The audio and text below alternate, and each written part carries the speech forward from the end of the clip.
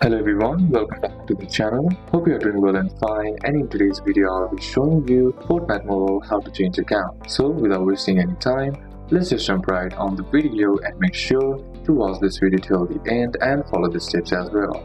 Switching accounts in Fortnite Mobile involves logging out of your current Epic Games account and signing in with another.